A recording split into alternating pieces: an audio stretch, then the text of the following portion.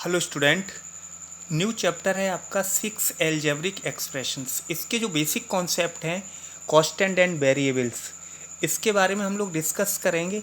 बस आप इस जो भी आपको कॉन्सेप्ट में जो भी आपको टर्म्स हैं, वेरिएबल्स हैं, मोनोमियल्स हैं, बायनोमियल्स हैं, ट्राइनोमियल्स हैं, पॉलिनोमियल्स हैं, इनको आप ध्यान से सुनेंगे और समझेंगे। अगर आप लोग इसको ध्यान से वीडियोस को लास्ट तक देखेंगे तो आपको जितने भी ये एक्सरसाइज के क्वेश्चंस हैं आप इजीली इनको सॉल्व कर सकते हैं।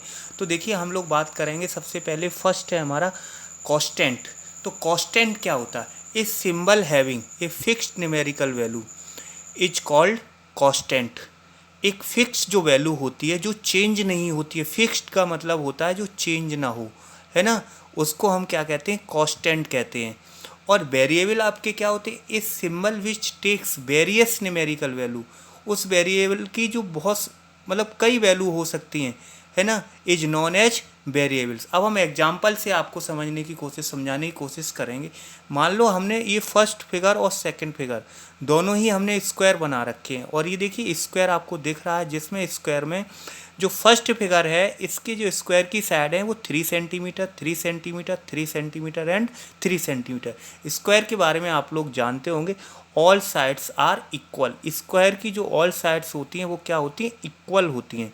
इसी तरह से ये तो फर्स्ट फिगर, यानी कि एक स्क्वायर ये बना रखा, दूसरा स्क्वायर ये, बस इसकी 3 सेंटीमीटर ले रखी है और इसकी हमने 4 सेंटीमीटर साइड ले रखी है, और ये इससे थोड़ा सा लार्जर है, बड़ा है, तो इसलिए इसकी हमने साइड ले रखी है 4 सेंटीमीटर का है ये। तो इसकी सभी साइडें कितनी है? 4 सेंटीमीटर की।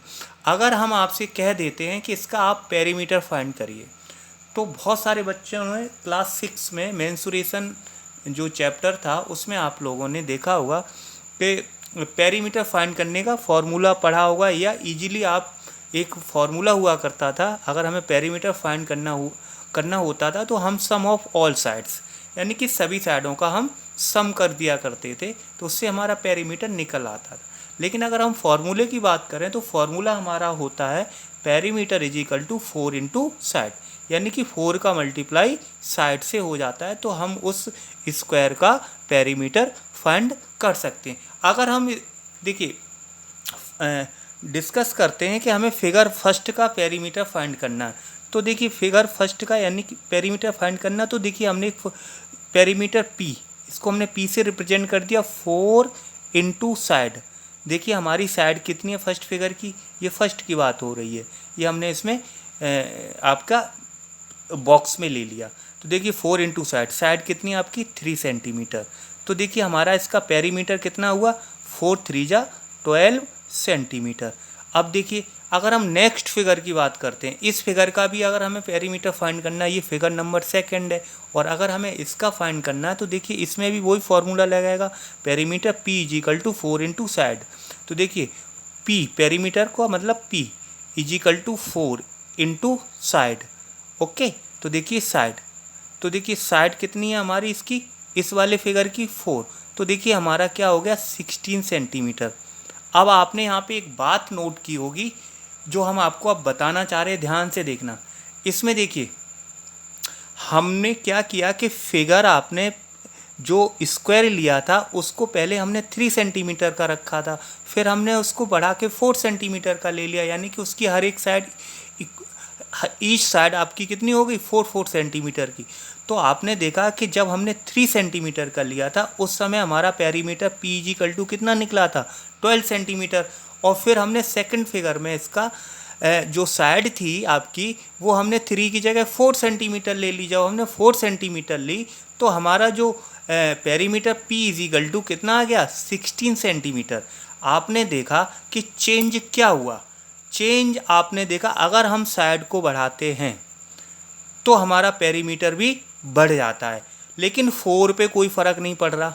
4 देखिए यहाँ पे भी है और इसमें भी है, यानी कि ये वैल्यू जो 4 है इस फॉर्मूले में, ये तो चेंज नहीं हो रही, ये तो दोनों फार्मूले में सेम रहा। 4 का मल्टीप्लाई 3 से भी हुआ, 4 का मल्टीप्लाई 4 से भी होगा, और हम जितने भी स्क्वायर लेंगे उनका अगर हम पेरीमीटर निकालेंगे तो 4 का मल्टीप्लाई आप अगर हम नेक्स्ट स्क्वायर ले लें और जिसकी साइड 5 सेंटीमीटर हो तो उसका भी आप देखेंगे स्क्वायर मल्टीप्लाई 5 से, 4 का मल्टीप्लाई 5 से होगा। तो देखिए यहाँ फिक्स क्या रहा? फिक्स्ड हमारा क्या रहा 4। चेंज क्या हो रहा हमारी साइड चेंज होती है तो हमारा पेरीमीटर भी चेंज हो जाता है। आपने देखा हमने 3 सेंटीमीटर अगर साइड ली तो पेरीमीटर कितना हो गया 12 सेंटीमीटर। ये पेरीमीटर कितना हो गया 12 सेंटीमीटर। अगर हमने साइड आपने 4 सेंटीमीटर की ले ली, ये देखिए 4 सेंटीमीटर की अगर साइड ले ली तो पेरीमीटर चेंज होके कितना हो गया 16 सेंटीमीटर। तो अब आप समझ चुके होंगे मैं आपको क्या बताने वाला हूँ। तो अब आप देखेंगे कि ये जो पेरीमीटर P और साइड S ये क्या हो गए, ये देखिए ये हो गए आपके वेरिएबल। क्या हो गए वेरिएबल। और जो फिक्स्ड वैल्यू है वो कौन सी है जो चेंज नहीं हो रही है। आपने देखा कि जो चेंज नहीं हो रही है वो ये वैल्यू है 4 और इसमें भी 4। तो जो चेंज नहीं हो रही है वो क्या आपकी हो गई 4। तो ये क्या हो गया आपका, ये तो हो गया आपका कांस्टेंट। क्या हो गया कांस्टेंट। देखिए और यही तो डेफिनेशन है a symbol having a fixed numerical value, है ना। यानी जिस सिंबल की फिक्स्ड न्यूमेरिकल वैल्यू होती है वो हमारा क्या होता है कांस्टेंट। यानी कांस्टेंट पे कोई फर्क नहीं पड़ता।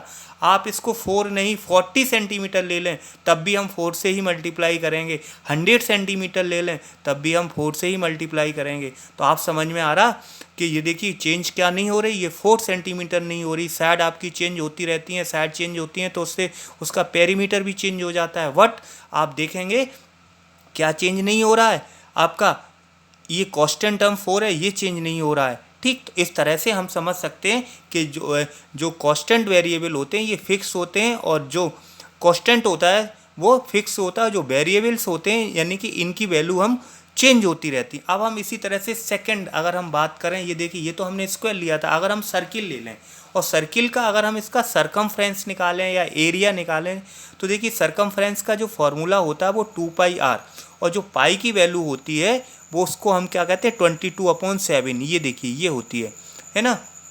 ये भी फिक्स होती है ना। हम चाहें अगर पॉइंटों में लिखेंगे तो 3.14 है ना, ये आपकी क्या हो जाएगी पॉइंटों में आ जाएगी। तो अगर हम इस फर्स्ट सर्किल का सरकमफ्रेंस निकालते हैं C = 2π और इंटू 3 तो देखिए सरकमफ्रेंस हमारा कितना निकला इसका 6π है। अगर ये देखिए फर्स्ट सर्किल के लिए बात कर रहा हूँ, ये फिगर आपका फर्स्ट है, ये मान लो सर्किल फर्स्ट है और ये सर्किल आपका सेकंड है।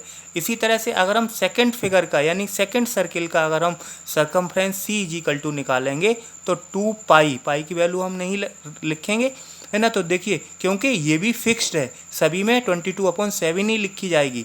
तो देखिए इसका सरकमफ्रेंस यानी कि ये 4 सेंटीमीटर है इसकी रेडियस, तो R कितनी हो गई 4 सेंटीमीटर। तो इस तरह से क्या हो गई C = 8π। अब आप देखिए चेंज क्या हो रहा है, चेंज आपका अगर हम रेडियस सर्किल की रेडियस बढ़ा देते हैं, पहले हमने रेडियस कितनी रखी थी 3 सेंटीमीटर, तो हमारा सरकमफ्रेंस C = कितना आया था 6 सेंटीमीटर। अगर हम इसकी रेडियस बढ़ा देते हैं, सर्किल को बड़ा कर देते हैं तो सरकमफ्रेंस भी हमारा चेंज हो जाएगा। सरकमफ्रेंस C क्या हो जाएगा ज़्यादा आ जाएगा। अगर हम यानी कि इंक्रीज़ हो जाएगा। अगर हम इसकी रेडियस को और कम कर देते हैं तो सरकमफ्रेंस क्या हो जाएगा हमारा डिक्रीज़ हो जाएगा, कम हो जाएगा। जब कम हो जाता है यानी कि डिपेंड क्या हो रहा है, क्या चेंज हो रहा है आपने देखा अगर हम रेडियस चेंज करते हैं, रेडियस अगर हम डिक्रीज़ करते हैं तो सरकमफ्रेंस भी डिक्रीज़ हो जाता है, कम हो जाता है। अगर हम रेडियस को इंक्रीज़ करते हैं, अगर रेडियस बढ़ाते हैं तो सरकमफ्रेंस भी हमारा क्या हो जाता है आपका इंक्रीज़ हो जाता है। और क्या और किस वैल्यू पे कोई फ़र्क नहीं पड़ता। आपने देखा ये जो 2π है, ये देखिए ये 2π इस पर कोई फ़र्क नहीं पड़ता, यानी कि ये क्या है फिक्स्ड है। इसी को हम क्या कहते हैं, इसको हम कहेंगे ये कांस्टेंट है हमारे।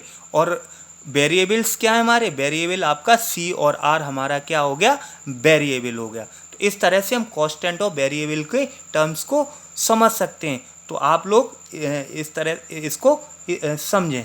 ओके, अब देखिए नेक्स्ट टर्म हम बात करते हैं एल्जेब्रिक एक्सप्रेशंस। तो देखिए एल्जेब्रिक एक्सप्रेशंस एक combination of constant and variable, किसकी बात हो रही जो अभी हमने समझ किया है, constant and variable connected by the sum और all of the 4 fundamental operation. कौन कौन से ऑपरेशंस हैं जो अभी हमें पता है, पढ़ चुके हैं। 4 ऑपरेशंस कौन से होते हैं, प्लस से, माइनस से, मल्टीप्लाई से एंड डिवाइड से, है ना।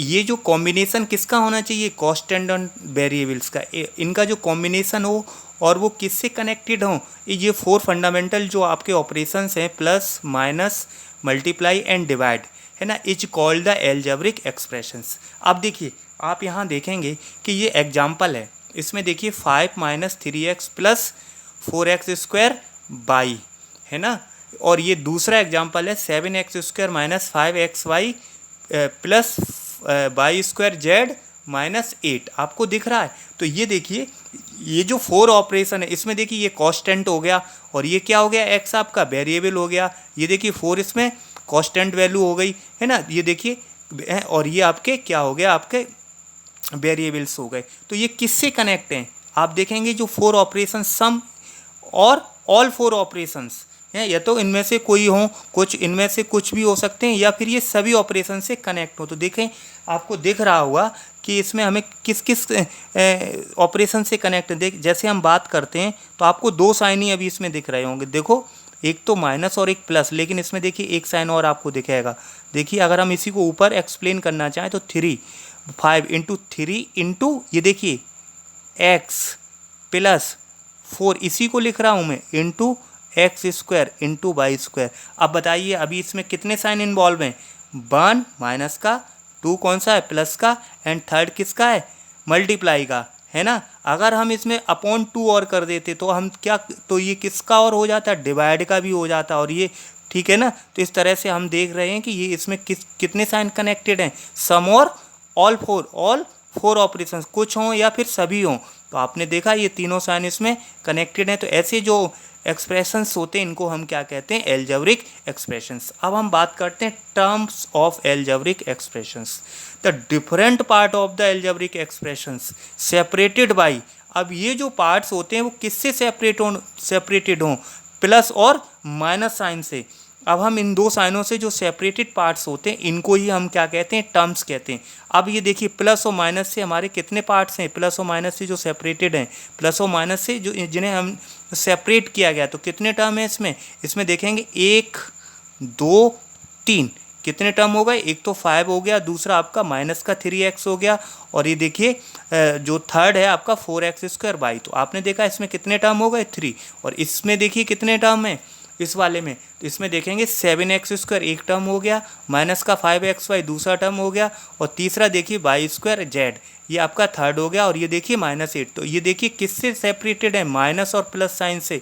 तो ये देखिए इसमें कितने टर्म हो जाते हैं, 1 2 3 4, तो इसमें आपके 4 टर्म हो जाते हैं। इस तरह से हम टर्म्स की भी काउंट कर सकते हैं, और टर्म्स के अकॉर्डिंग भी हम इन एल्जेब्रिक एक्सपेंशन को हम मान सकते हैं कि ये टर्म्स के अकॉर्डिंग हम इनको क्या कहते हैं, है ना। तो टर्म्स के अकॉर्डिंग हम देखेंगे कि जिस एक्सप्रेशंस में, है ना, हम बात करते हैं कि an algebraic expressions which contain only 1 term, देखिए अब आप इसको इसमें से देख सकते हैं।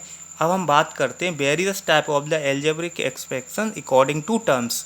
अगर हम बात करते हैं first monomials, an algebraic expression which contain only 1 term, जिस एल्जेब्रिक एक्सप्रेशन में कितने टर्म हो, केवल एक टर्म होता है, उसको हम क्या कहते हैं, मोनोमियल्स। जैसे आपने देखा ये देखिए 5x, इसमें कितने टर्म है, 1, और 2xy इसमें कितना है, 1, और देखिए माइनस का 3a स्क्वायर भी इसमें कितना है, 1 टर्म्स, और देखिए माइनस का 7। तो ये सभी क्या हो गए आपके मोनोमियल्स।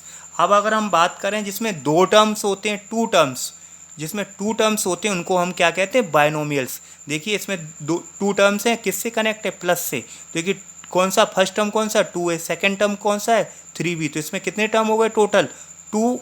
तो इसलिए हम इसको क्या कहेंगे, बायनोमियल्स। इसमें भी देखिए कितने, 1 और 2, तो ये क्या हो गया, बायनोमियल्स। इसमें कितने, इसमें भी 2 हैं। तो ये जो जितने भी एग्जाम्पल्स हैं ये वाले, इनको हम क्या कहते हैं, आर ऑल बायनोमियल्स। अगर हम ट्राइनोमियल्स की बात करते हैं तो देखिए trinomials an algebraic expressions containing 3 terms, try का मतलब हो गया 3 से, इसमें देखिए 3 टर्म्स होने चाहिए। 3 टर्म्स कौन से, a 2b 5c, तो 3 टर्म हो गए इसमें, है ना। और देखिए x ये फर्स्ट टर्म हो गया, सेकंड 2y, और देखिए थर्ड माइनस का 3z। तो इसमें देखिए ये है ना, ये कितने इसमें टर्म हो गए, 3। तो इसको हम क्या कहेंगे, ट्राइनोमियल्स, है ना। ये देखिए ये भी ट्राइनोमियल्स का एग्जाम्पल्स है। और अब हम बात करते हैं polynomials. An expression containing two और मोर टर्म्स, ऐसा एक्सप्रेशंस जिसमें दो या उससे ज़्यादा जो टर्म होते हैं उन सभी को हम क्या कहते हैं, उन सभी को हम कहते हैं पॉलिनोमियल्स। ओके, तो ये जो डेफिनेशंस हैं इनको हम टर्म के अकॉर्डिंग भी डिफाइन कर सकते हैं। अब हम समझ सकते हैं मोनोमियल्स में कितने टर्म होते हैं, 1 टर्म। अगर आपसे कह दिया जाए कि बहुत सारे टर्म आपको एल्जेब्रिक एक्सप्रेशन दे दिए जाएं और उसमें से आपसे पूछा जाए कौन सा मोनोमियल्स है, कौन सा बाइनोमियल्स है, कौन सा ट्राइनोमियल्स है, तो आप देखेंगे कि जिसमें 1 टर्म होगा उसको हम क्या कहेंगे, मोनोमियल्स। जिसमें 2 टर्म्स होगा उसको हम क्या कहेंगे, आपका बाइनोमियल्स। और जिसमें 3 टर्म्स होगा उसको हम क्या कहेंगे, ट्राइनोमियल्स। ओके, और बाकी इन सबको हम क्या कहते हैं, पॉलिनोमियल्स।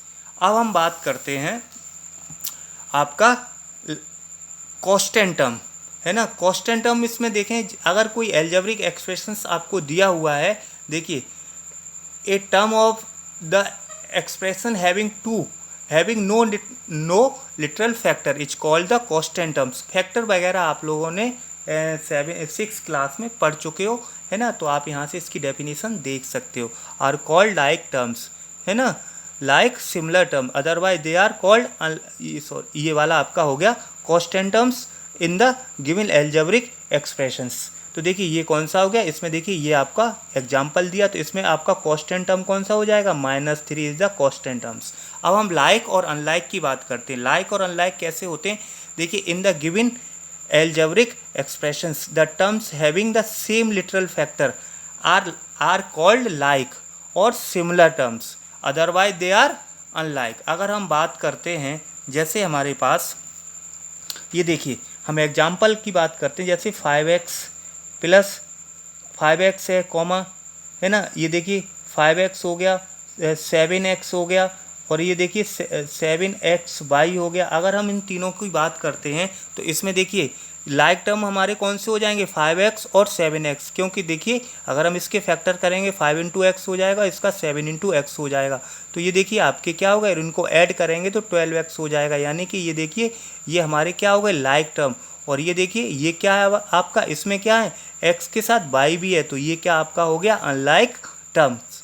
ठीक, अब हम इसकी बात करेंगे कि इनको ऐड और सब्ट्रैक्ट करने की। तो देखिए अब हम एक्सरसाइज की तरफ चलते हैं। तो एक्सरसाइज 6 के 1-2 क्वेश्चंस हैं जिनको हम सॉल्व करेंगे, है ना। तो देखिए एक्सरसाइज 6A, देखिए एक्सरसाइज 6A में ऐड द फॉलोइंग एक्सप्रेशंस। अब आपने देखा कि आपके पास जो इसका फर्स्ट पार्ट है 5x, 7x -6x, ये देखिए सभी में क्या लाइक टर्म है कि नहीं, सभी x के ही टर्म है। अगर हमें इनको ऐड करना हो तो सिंपली आप क्या करेंगे, इनको 5x और देखिए प्लस 7x और ये देखिए प्लस -6x, है ना। अब देखिए सभी लाइक टर्म है, सभी x के ही टर्म है, तो हम इनको सिंपली ऐड कर सकते हैं। तो देखिए 5x + 7x और -6x, तो देखिए ये कितना हो गया, आप इजीली इसको कर सकते हैं। देखिए 5 और 7 कितना हुआ, 12, और इसके साथ क्या x, तो 12x माइनस ये क्या बचा, 6x। अब इसमें से इसको माइनस कर दीजिए, क्या इसका आंसर आ गया, 6x। इसी तरह से अगर हम सेकंड वाला सॉल्व करना चाहें तो देखिए इसमें भी हम आपका 3/5x प्लस ऐड करना है 2/3x प्लस, है ना। अब साइन सॉल्व करना आप लोगों ने पिछली एक्सरसाइज में सीखा था, तो देखिए इसको हम इस तरह से लिख सकते हैं। एक स्टेप और आगे बढ़ेंगे तो 3/5x plus 2/3x minus 4x/5। अब हम इसमें से इसका हम एलसीएम ले लें, तो एलसीएम लेंगे तो देखिए एलसीएम हमारा कितना हुआ, 15 एलसीएम हो गया। तो देखिए 5 3 जा 15 इंटू 3x प्लस 3 5 जा 15 इंटू 2x माइनस 5 3 जा 15, ओके, इंटू 4x।